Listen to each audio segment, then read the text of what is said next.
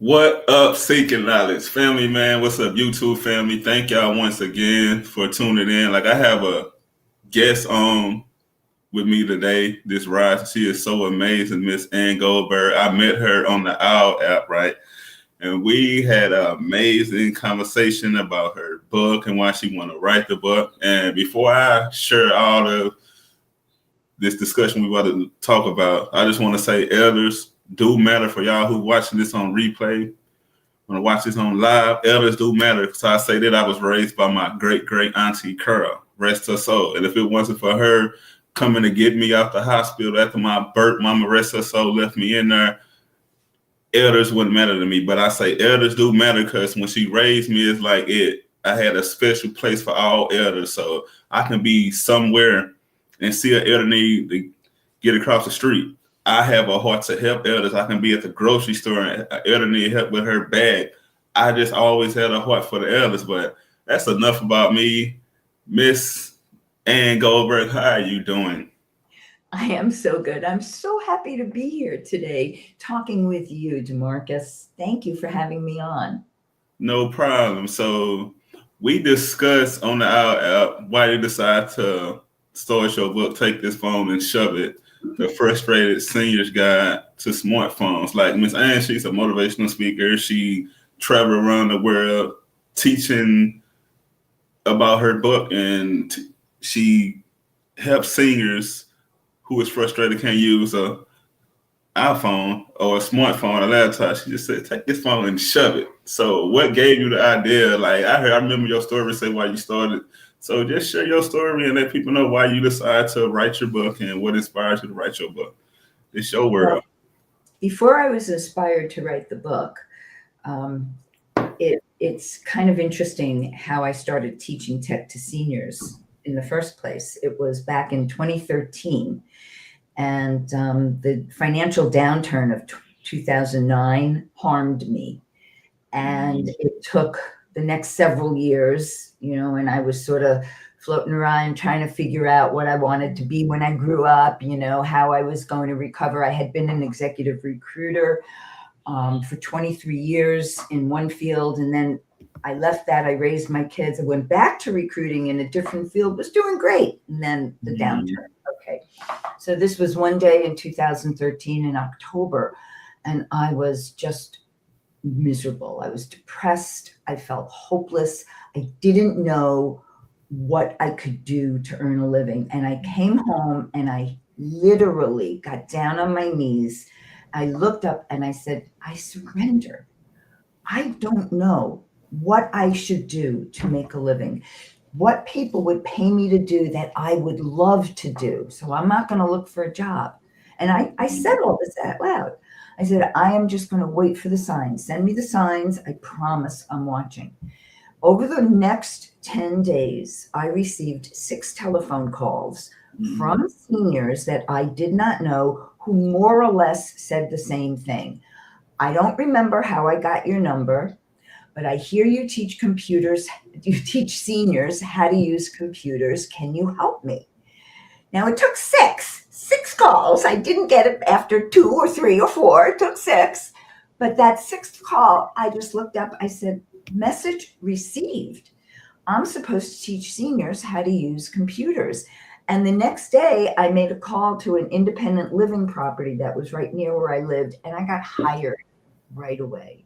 And mm. from that day, I have been consistently and gainfully employed teaching seniors how to use technology. And it quickly morphed from computers, although I still do that, to smartphones, because that's really where the growth is and really what most seniors have. Now, fast forward, now it's about 2022. And I start here, maybe 23, and I start hearing this voice in my head going, write the book. Write the book? What book? I know I have a book, but I don't know what to write. And every time I was hearing it every day, write the book. And every day I'd go, yeah, but I don't know what the point of the book. I knew it was about technology, but I didn't know where to start.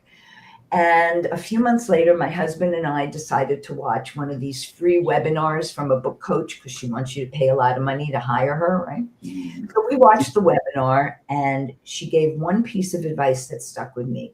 She said, what's most important for any book is the title.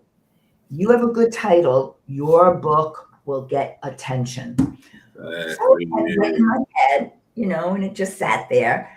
And maybe 2 weeks later, I was talking with one of my dear friends and, just sort of talking about what I'm doing. And I said, yeah, these seniors, they just want to take the phone and shove it. And I went, whoa, wait a minute, take that phone and shove it.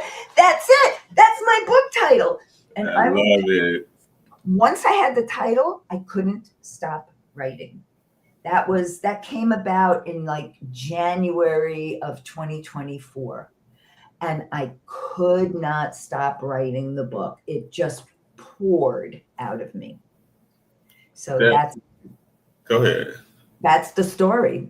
That's beautiful though, because like you said, I like what you said about the book coach that said, as long as you got a catchy title, like I'm an author as well.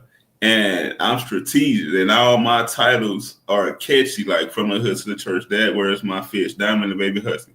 All that speak on my life. And if you have a catchy title and a good book cover, it makes people like, I want to know what it's about. So I understand. And another thing, yes, look at her book. Take this phone and shove it. A Frustrated Senior's Guide to Smartphones. Like, and another thing I like what you said.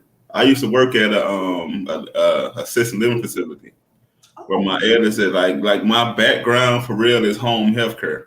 Oh wow, I didn't know that. That's very interesting. I did that many years ago, and that's another thing that joined me to my elders or to the people that was up in age. I don't like to say old, up in age, but like a lot of them get put in there, and they don't have their family just forget about them. So I always was joined to my elders because I used to learn from my elders, like, because they not gonna tell you nothing new. What they gonna tell you, the stuff they shared already happened. Ain't nothing new under the sun. So that's why I was always joined to elders. Like I respect everybody, but I have a heart mostly for my elders and the kids.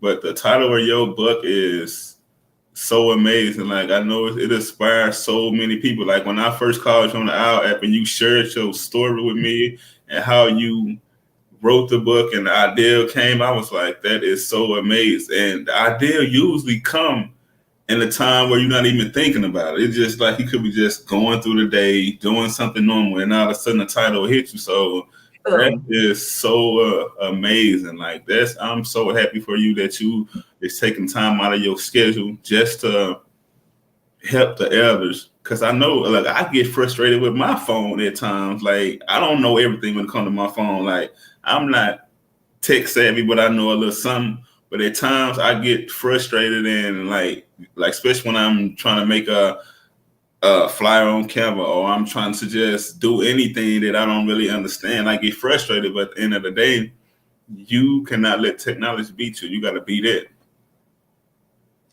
Right.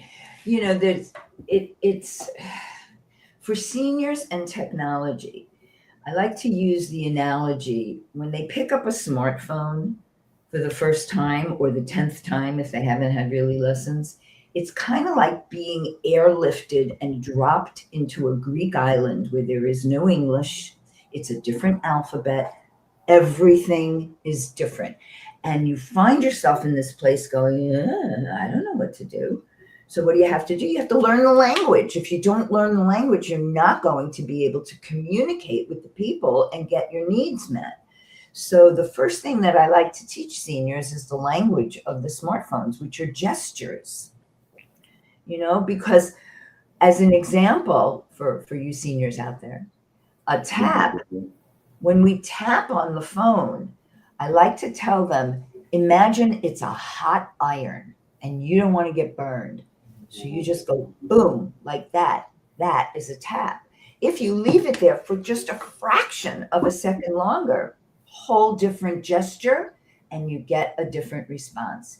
And it's the different response that happens that confuses the heck out of them. I remember the first time it happened to me, when instead of tapping like this to open an app, what I did was, hang on, Nah, you good? Go ahead. was this. And it opened this little shortcut screen, right? And every app will do that. But if you don't know what that is, when it happens and you don't speak the language at all, it's very hard to figure out that all you have to do is swipe up and try again. Once they learn this basic understanding of how to touch the phone and interact with it, so much of the mystery is removed, because now they understand how to communicate with the phone, and they understand that if something unexpected happened, it's probably user error. Like they did something to make that happen. That is world changing for them. That's beautiful. Like, that's amazing. And I just want to say, I'm an Android person. Like, when it comes to smartphones, I gotta use an Android. Like, something about the iPhone is like it don't resonate with me. It's number one, it's too much to do. They want face recognition, they want all that. Then they charge you for everything. I don't even lie. They charge you for everything. So I stick with an Android because it's easy for me. Easy for me, like you said, just get on the phone, tap it, swipe it up. That's easy for me. iPhone is too much. Well, it's kind of like the difference between an iPhone and an Android. I like to use the analogy between the Android is kind of like an internal combustion engine in the car. An iPhone, it's kind of like, let's call it the electric engine. Okay. Now, when you get behind the wheel, you unlock the car, you get behind the wheel, you have a steering wheel, you have gas, you have brake, and you have a dashboard. Those things are always the same, and you get behind the car and you drive, but the internal workings are different, and the dashboards are different. So the internal workings we don't care about, because it doesn't matter what kind of engine. I start the engine and I drive. That's all that matters to me. I can turn right, I can turn left, I can stop the car, I can go faster or slower. So Androids are wonderful devices. The only thing with an Android that's really important to know is that because Android, like Apple is a closed system. Only the Apple engineers can play in that garden. Androids are open. Anybody can make code for an Android and play within the Android architecture. So what that means for you, DeMarcus, is it's really important that you have virus protection on your Android. Androids are more susceptible to viruses than iPhones are, just for that reason. However, for those of you who have iPhones, it's not an absolute, because right now in the United States, for the first time, there are more Apple phones than there are Androids. People are moving, among seniors for sure, people are moving into the Apple architecture. So now there are more phones, more potential victims, and the scammers and bad guys are figuring out how to hack into iPhones. Now, here's the only other difference. Because Apple are the only engineers that play in iPhones, if they perceive that there's been a breach in their security, within a day or two or three, they can roll out an update that corrects that puts a patch, a Band-Aid on it, if you will. So it fixes it so that breach doesn't exist. Within Android, so Android comes up with a fix and sends it to Samsung, Motorola, LG, and all the other manufacturers. And then they have to go through, make sure that patch is good, and then they send it out to their members. That's a delay. And it can be a timely delay, a week or two or more. So iPhones tend to have slightly better security than Android. And again, the fix for that, make sure you have virus protection on your Android phone or tablets. Android tablets, the same. Just like on a PC, you have to have, whether it's Windows Defender or whatever other system you use to protect your device, really important in today's world. That's amazing information. Before I share what I'm about to share, one of my brothers in Pi, it's like my brother Dad, he said, you look like you in your 40s. Thank you. Like he's in his 40s. I will tell you, I just celebrated my 73rd birthday on April 1st.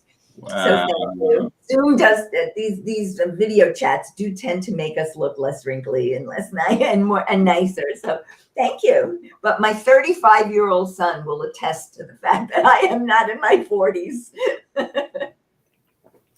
Wow, that's amazing. You do look young though, like, and you have the energy of a 15-year-old. Let me just say that, by the way, because I'm following you on social media and on Instagram. I see how you done been around the world, like teaching this, like letting people know, like, and I'm gonna be real, I'm learning some about Android because it's crazy you said Android do get a lot of viruses.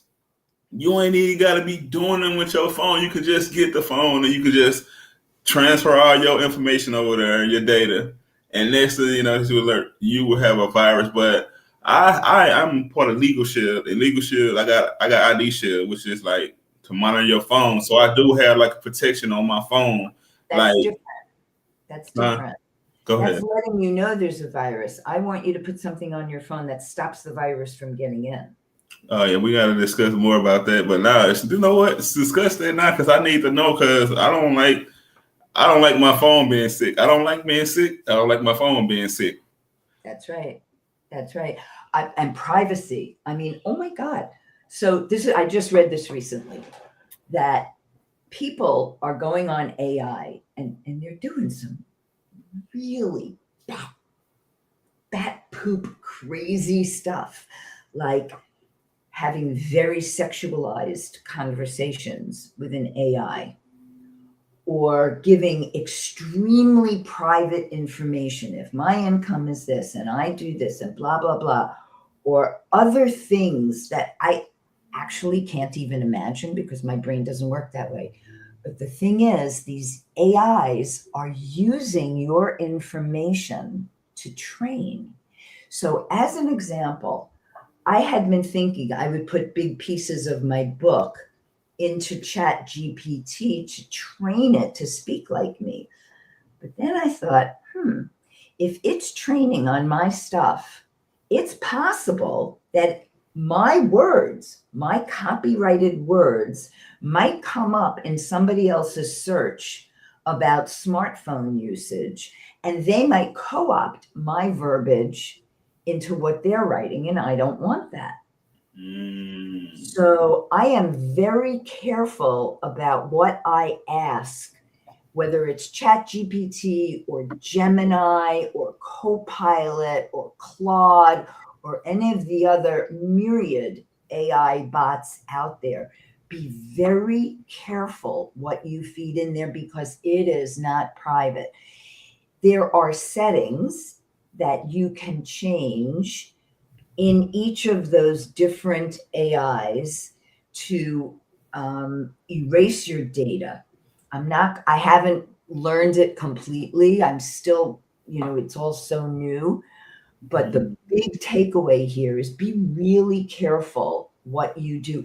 Just like, if you're looking at porn on your computer, I hope you're using a private browser, right? Even though private browsers aren't 100% private, but they're 95% private versus just going on Google or Chrome or Firefox or any of these search engine browsers and putting in whatever it is. That's not private at all. Those search results are there. They can be looked at. The bad guys can see a lot, especially if your device gets hacked. And this is why, DeMarcus, we want you to have protection on the phone. It's kind of like, do you want to wear a condom and not get pregnant, or do you want to have to deal with an abortion afterwards, or a doctor Analogy. to be like really right on about that example? Wow. You don't want to get that. That's amazing. Like, you look, I'm gonna be real. Just listen, you need to be teaching this to everybody. Everybody need to know this because it's stuff I'm still learning. Like, because I do have like virus like stuff on my phone to alert, but I don't have nothing to protect my phone from a virus. And say like, and that's crazy because you might have some useful information on there, and your phone might break or shut down. You can't get in there. So, thank you so much for sharing this information because I didn't know about this. A lot of stuff I'm still learning about the phone. I know how to use it for the things I'm using. But what you saying, and one thing I know about phones too, I feel like, and this just could be my opinion, but I could be right or I could be wrong. But at some point, I know I'm right. Like, I feel like these phones, people can watch you through these phones. Like, that's how I feel. Like smartphones, smart TVs, I feel like they can monitor because it's crazy. Like, I be thinking something or I be say something, and soon I go to the search engine. It's like I don't even gotta type it all the way in, and it's right there. I be like, that don't. My husband and I were looking for lift-up coffee tables, a coffee table that turns into a dining table, because we like to eat our food while we're watching TV, and we don't want to lean over, right? So we want one of these tables. So we're sitting and talking, and we're in my office on my computer, but his phone was there, and he opened Facebook, and there were advertisements for lift top coffee tables. It's sick. It's absolutely sick. So there are, I can't go into all of them, but there are privacy settings in every social media platform you use. Google, what are the privacy settings for Facebook? What are the privacy settings for my Samsung Android? And change toggle off. As a matter, when you set up an iPhone, or you can do it afterwards, there's a do not track toggle that you can put on so that the iPhone itself is not tracking you and sending targeted ads. It is so, if you value your privacy, any device that has a camera can in fact be hacked, and your camera can be viewed not through your eyes, through somebody else. That's why the new computers all have little shields over the camera lens. Yeah, I don't know about the government specifically, Desmond. I don't know about that, but corporate and the government can get the information. As an example, people who have Teslas, this one flipped me out. No, I ain't messing with no I would never have a Tesla. But that's not the point. The reason that what I'm bringing up is the Tesla and a lot of the electric cars have monitors that watch your eyes. Okay, so you're driving, your eyes go because you're looking in the rear view mirror, or maybe, you have to grab something over there, or you're turning around, your eyes aren't there. So let's say you're driving and you see an accident about to happen. So you go like this because you want to make sure there's nobody around, because you're going to brake in a minute really hard, right? So you brake hard, but the accident still happens. It wasn't fast enough. Now, law enforcement can go in to Tesla and say, we want the recordings of, Ann Goldberg on this day and time. And they can look at that and go, oh, her eyes weren't on the road. This was her fault. Wow. You know what? Crazy. I was never a fan of Teslas or the cars that can drive by themselves, or I'm not a fan of none of that, because I always thought in my head it's something behind it. It's just and it just flew out of my head. I was just going to say something. Oh, I know what I was going to say. So you know how the insurance companies, they say, put this little monitor on your car and your insurance rates will be lower.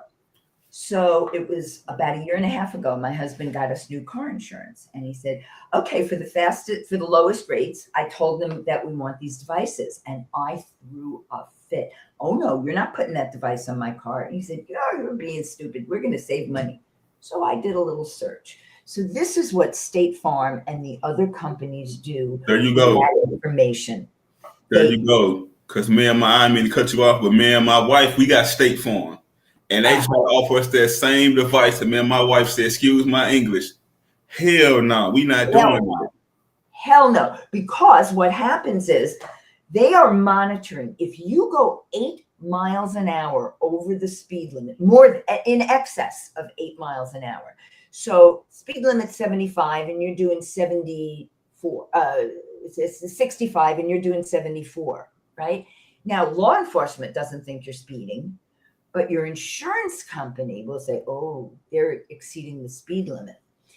And if they perceive a bunch of, adjustments, really hard adjustments to the steering wheel, they're going to perceive that to be reckless driving. And when your insurance comes up for renewal, it's going to be hundreds of dollars more with no warning. No, nothing, because they're monitoring your driving habits.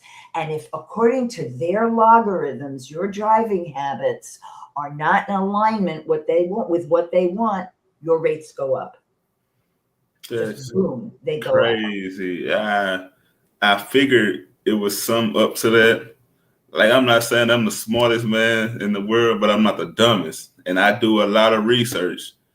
And every time you try to hit me and my wife with that, she used to be like, "Hell no, nope, because it don't make sense." No. Don't let anybody track you. Turn off as many privacy settings. Turn on as many privacy settings as you can in every app and every device that you have, because they are by default all set to follow you and track you, because that's where the money is. Because the people who make lift up coffee tables because Facebook wants you to click on their link for a lift up coffee table, so they get some sort of an affiliate fee, and they know that you're interested in that. They're going to send you more ads about that. And I say the same thing your wife does. Hell no. And not only that, let's say you're scrolling through Facebook and you see something looks kind of cool. Ooh, what is that? Or Instagram. It doesn't matter, whichever platform you're using. I'm old, so I'm on Facebook. And so are my followers, mostly on Facebook. Mm-hmm. So you click on that link, right? And everybody within that silo of Facebook, all those, they know what you're doing. So I never click on that link. But that link always has a URL, a web address. So I look at it and I go to the website separately from Facebook, and I put in the URL, maybe whatever it is, bestbras.com. It happened to have been a bra that I was looking at one time. And so I put in bestbras.com space and then complaints, the word complaints. Anytime you're going to go to a new website for that you're going to shop at, before you go there, type in the URL, leave a space, and put the word complaints or scam. Okay. And then enter. And if there are complaints, it's going to populate the page and you're going to see them. "I ordered from this company. I never got my shipment. Can't get my money back. The product was terrible. It was this, it was that." And that's exactly what happened to me. So I know that Facebook ad is bunk. I'm not going to, it's not a safe or a reliable site to do business with. So, and with these lift up coffee tables, we found them on sites I didn't know. So I went and did the same thing, put in the URL space complaints. And for some of them, there were no complaints. So that website was good. I was okay with it. Nothing came up. And usually you'll see a report from Trustpilot, which is a company that scans the web for reviews and then aggregates them into one score. So it's very useful, Trustpilot. And sometimes Trustpilot will have a 2 out of 5, and sometimes it'll have a 4.5 out of 5. So these are ways that you can keep yourself safer online and protect your money by not giving it to a fraudulent organization. You know how many times I'm hip now, but you know how many times that I've been scammed on the internet or on Facebook just by clicking on an ad. And it's like, soon as you click on it, they send you emails, like they hack into your emails, they send you promotion. Like, how did they get out the information? Then Not only are they sending you emails to get you to shop at their bad site, but you don't know if they're not selling information on the dark web. So a lot of my seniors and people of your generation, do you know why you're getting smishing? Do you know what phishing is? PHISHING. collaborate on that. So it's not done with a rod and reel. Phishing, PHISHING, is a scam tactic. So when you're phishing, you throw out the line and you wait for something to hook onto it. Phishing with a PH is the same thing, except they're looking for people who don't know how to be safe online so that they can drag them in. How do they do that? With a text that says your package has been delayed, and somebody reading it quickly is going to go, oh, gee, without stopping to think, what package? Or stopping to realize that the United States Postal Service doesn't have my phone number. I get them all the time. But when I get them, I was like, because look, I was raised with my great auntie Curl, so I'm 38, but I'm old school. I have an old way I think. I was like, so I get everything monitored. Like, I got everything notified. Like, when I do order off Amazon or I got something coming from Legal Shit, I get everything monitored. Right. I was like, I'm saying in my head, I get some emails, text me. I said, I know in damn way I just didn't order I ain't ordered no package, or I'm not waiting on no package. So I got everything monitored. So that's the reason you said that, because I get them all the time. So the reason you're getting them is because your phone number is on the dark web. And how that happens, I don't know if you're aware of this. You know the credit reporting agencies, Experian, Equifax, TransUnion, right? They're the ones that manage your credit scores and all of that. Well, I believe it was Experian that was hacked in 2019, I think. Now, Experian has everything. They have your address, your driver's license number, your phone number. They have your social security number. And so much of that information was sold on the dark web. There were 26 major institutional hacks, including T-Mobile, Facebook, Microsoft, the credit reporting Equifax and Experian were both hacked over the last 6 years. And when they are hacked, that information is sold by the bad guys to people on the dark web who go, ooh, now we have your address, your email address, and your texting address. So we're going to blast you with these malicious, sometimes spoofs of like Bank of America. I get Bank of America. There's a problem with your account. Well, I bank at Chase. So right away, this is bunk. But for somebody who has a Bank of America account, that's terrifying because they don't know. So if you get something, a text or an email that has you go, oh my God, what just happened? That's probably a scam. Just by virtue of the fact that your reaction is like that, that's what they want. They want you scared, because people who are scared like that make quick, knee-jerk reaction decisions. That's what you don't want. So if you have Bank of America and you get an email like that, delete the email, go to Bank of America online or call Bank of America and say, is there a problem with my account? And you're going to hear, nope, your account is fine. There's nothing wrong. Same thing with Amazon. The same thing with any company at all. And the biggest ones, I must get 3, 4, 5 a day text messages about jobs. Now, in the current market, right? You've gotten them. You In the too. current market where so many people are getting laid off right now, government workers and other corporate workers who are losing their jobs, these job opportunities, but they're not, that come in and there'll be the job requires these skills and blah blah blah blah blah, and we've targeted you. How the hell did they get your phone number? They don't know, Exactly. And because they got it in the dark web. They're bad guys. They do not have a job. I want you to delete and report as junk. Block those text messages. see, Everyone. I had to switch my number, but also I got ID Shield.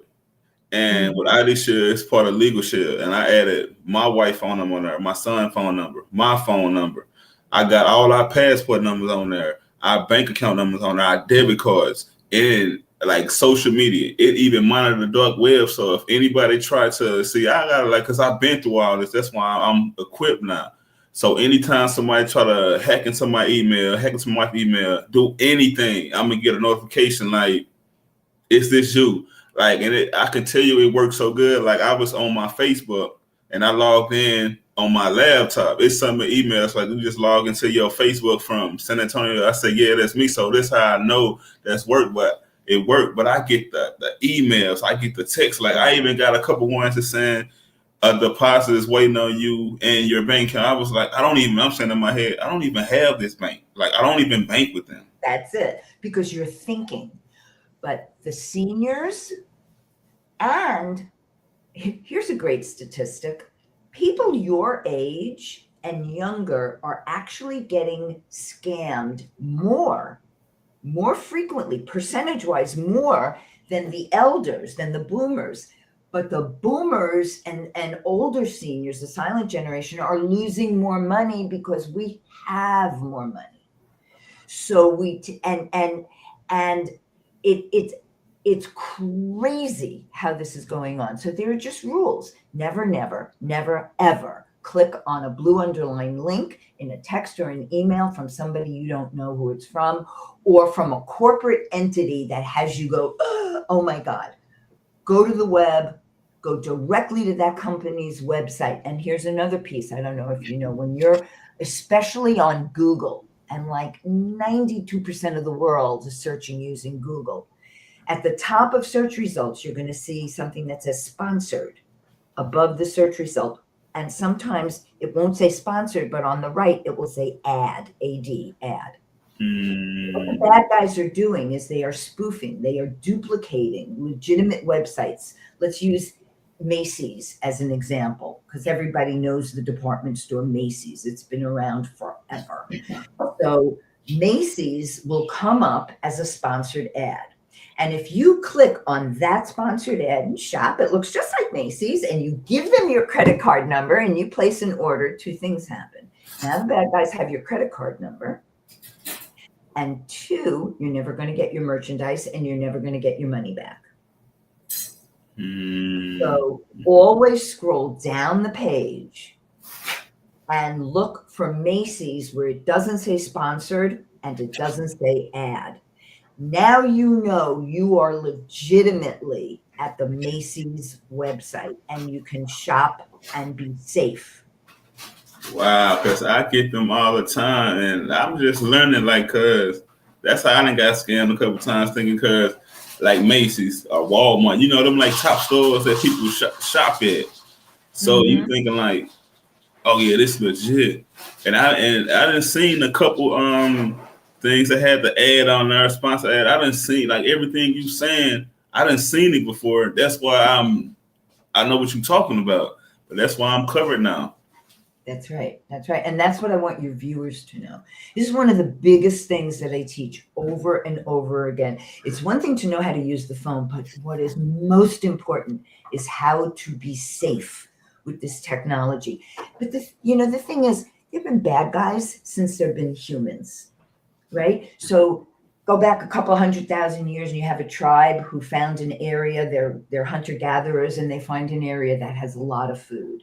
And another tribe has been meandering around and they're hungry. because they haven't found a place with food. Now they stumble onto this tribe that has food. Depending on the dynamics, this tribe is, because maybe it took them a long time to find this food, they don't want strangers coming in and eating their food. So they may defend, or they may not defend, but the people who are hungry may just come in and attack, wanting that food.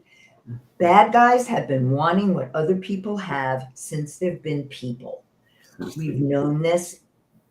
All the terrible things that happen today have always been happening. We just have better ways of communicating them now, and more people on the planet. So it seems like it's happening more, but I'm not entirely sure of that. I think rates of dishonest people against honest people have been all the time.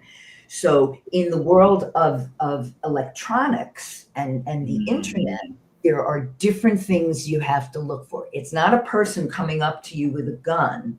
It's a blue underlined link in a text email that you don't know, or going to a website, doing business with a website that you have not investigated first to be sure that they are legitimate and worth your time.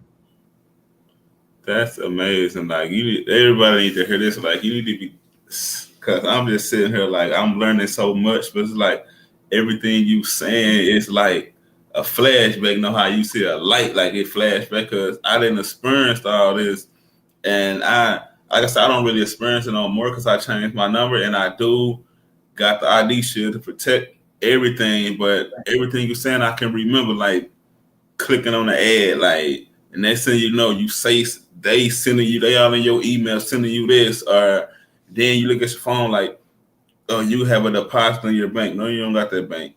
Or you got a package waiting on you.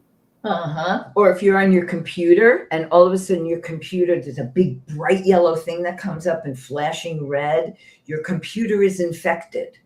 Call this number now. So, and they allege to be from Microsoft.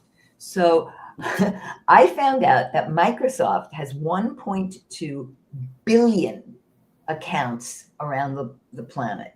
Do you think that they have the manpower to know when DeMarcus Brewster's computer has a virus or Ann Goldberg's computer has a virus?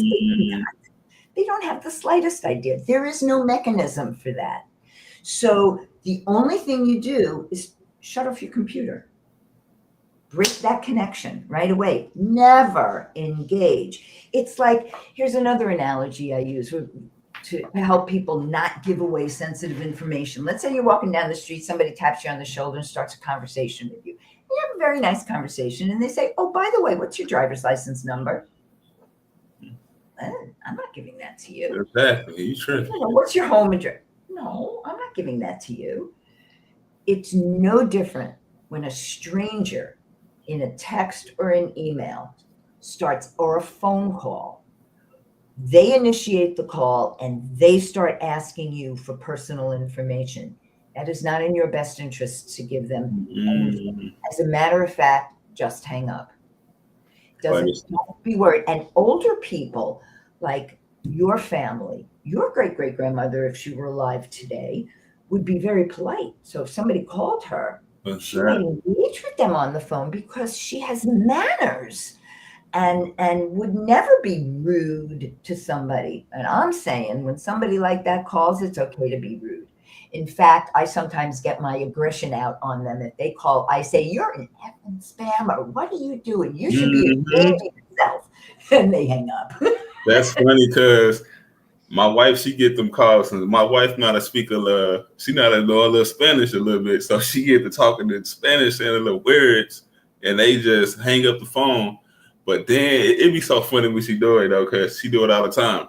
But I get the calls like, and you answer the phone, they don't say nothing. But as soon as you say something, they hang up. I feel like with them calls, they just really trying to get a voice recognition. They trying to get your voice.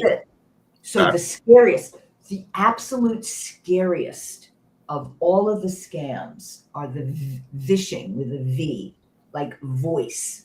So it's phishing on the phone. All right. So they call it vishing.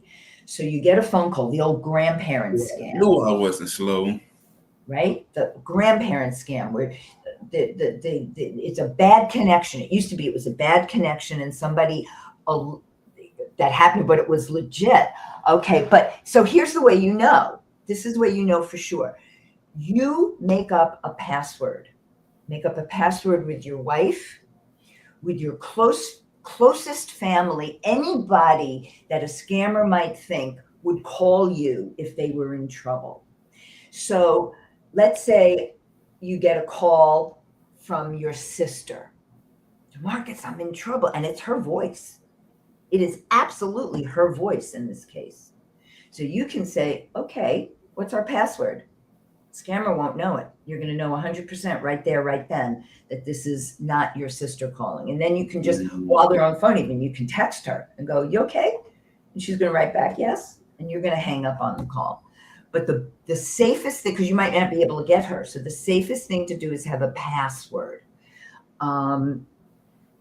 It's the only way I can think of to break that voice cloning, because they only need a few words on your voice, in your voice, to create a copy, a duplicate. And you know what, Miss Ann, when I used to tell people that, like, they used to look at me like I'm crazy, but I never read on none of this. But it's like me using intuition. I was like, why soon a phone? Then I get the calls like, this how I know they be scams. It's a number just calls you, but soon as you miss the call, this number is no longer in service, and they just called you. Like, right. So, and I'm reading, Desmond, you didn't trust it, so you called the number of Microsoft from the user manual, and they said they saw you, that you had an alert. That could be possible. I'll just take it to the end. It could be possible because at that moment, with a phone connection directly to Microsoft, there could be a mechanism where they could see that, but only if you give them permission to share your screen. They're not going to, I don't believe, and I could be wrong, but I don't believe that if I call Microsoft right now and say, can you see anything about my computer? They're going to go, no, ma'am, we cannot unless you let us screen share with you. Because I just had that with Apple on my phone. And the only way they could help me was to screen share. And that was something I initiated. So I knew that this was Apple and I was on the phone with AppleCare. So I think it's kind of crazy that you had that experience. But still, just don't interact with these messages that pop up on your computer alleging that there's something wrong. If there's something wrong, call the Geek Squad or your computer person, or just look at your computer and know if there's something wrong, right? Mm-hmm. This make a lot of sense. Like, wow. I learned so much, but everything you was saying, Miss Ann, I experienced it. So that's why I can go back and forth about this conversation, because I experienced it. Right. And a lot of people that's gonna watch this live on replay, they need to really monitor their phone, because they probably get them calls all the time. 100%. There, because if with the credit reporting agencies, if anybody has ever had a credit card, ever, even if it was canceled, you have information with the credit reporting agencies. If you've had a bank account, you have information, because that information automatically goes there. So when something like that gets hacked, you have to, and it's great. The legal shield, that's great that you have that. It's a wonderful tool. And, if it's in your budget, people should definitely have that, or whatever other coverage that can keep them safe and keep them monitored. But the bottom line is, be suspicious of anything that comes from the outside, unless it's from your friends and your family that you've been communicating. You know their email address, you know their voice, you know what their stuff looks like. Like I send my kids, hey, take a look at this link. they know it's coming from me, right? It's my phone. Eventually they ask to share your screen. Yeah, because that's the only way that they can actually look at your hard drive or what's going on in the computer is to share your screen. Otherwise, they just can't. They don't know what's going on. Wow. I done learned so much information. I think, look, to be honest, you need to teach this to everybody. Like, everybody needs to know about this because a lot of people don't know about this. And but me, I say I'm a sort of a geek on the low. I'm gonna say on the high. I'm not ashamed. I'm a little nerd on the low. I know a lot, but I don't Oh, I'm know. a total nerd. Yeah, But nerd power. exactly. But the stuff you were sharing about everything, and I always said the voice recognition when somebody call you and you soon you say something, they hang up. I tell people, they say, "Oh, nah, you going crazy. That's just somebody probably had the wrong number." Nah, that's somebody We're just verifying that there's somebody at that number, which is why if you get a text like the USPS or UPS or the job or toll, overdue toll, that's the newest one. You're overdue on your toll, we're going to take legal action. I just got one of them through an email. Like I literally just got one of them. That's right. That's right. Don't interact because if you respond via either email or text, you're legitimizing that phone number or that email address. Now they know they've got a live person on the other end. So never respond, just block, delete. And if you need to confirm whether or not there's a problem, just go to the website directly of whatever it is. And if your package is delayed, so be it. A package you didn't know you were getting. Okay, great. Let it be delayed. Whatever. It's not real. Wow. This has been such a breathtaking, amazing, informative conversation. Is there anything else you would like to share? Like what's next for Miss Ann? Like what? There's a movement I want to start. And I'll tell you the origins of it. I'm a baby boomer and I was 29, turning 30. And I was like, oh my God, I'm turning 30. I'm going to be irrelevant. I'm going to be old. Life is over. I'm turning 30. And I was saying this to some woman who was in her 40s at the time. And she looked at me. She said, Ann, what are you worried about? You're old enough to have a past and you're young enough to have a future. And I just went, oh my God, that reframed everything for me. And that is the tagline that I use in everything on my website, on my clothing line, that says old enough to have a past, young enough to have a future. And it is for everybody of every age who worries that being a year older is somehow going to make us somehow irrelevant or not cool or whatever it is that you would use to diss yourself, whether you're turning 30 or 90, it doesn't matter. As long as here I am 73 and I am launching a book and a whole new career.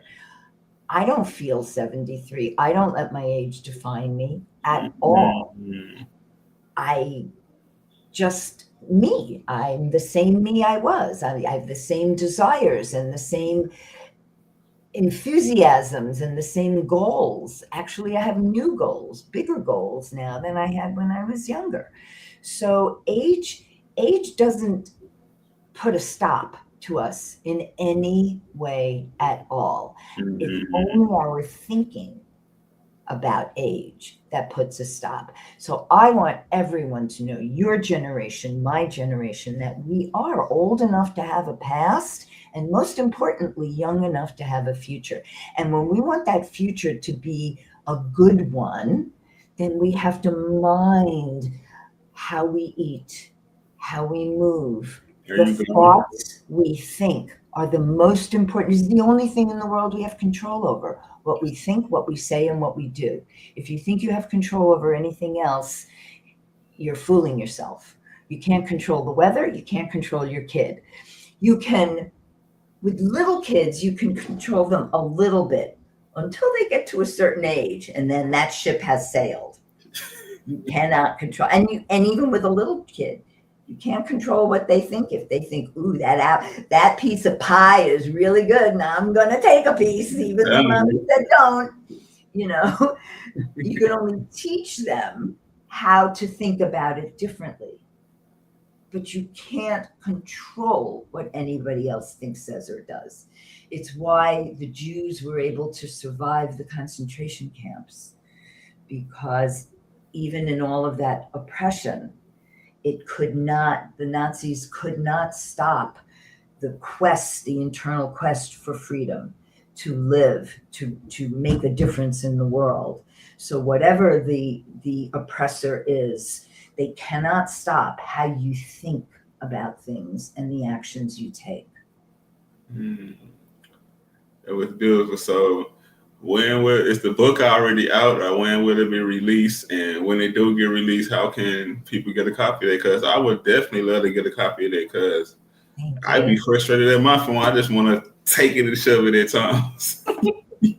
Well, the book, as of today, when this is being recorded in April, is in graphic design. And as soon as that is completed, maybe 3, 4, 5 weeks from now, so sometime in May of 2025, the book will be published and available through my website and on Amazon. And if you want to know when the book will be, please visit takethisphoneandshove.com, sign up for our newsletter, and the minute the book is available, I'm going to be sending out emails to people to let them know that this is where you can buy the book. So that's how you do it.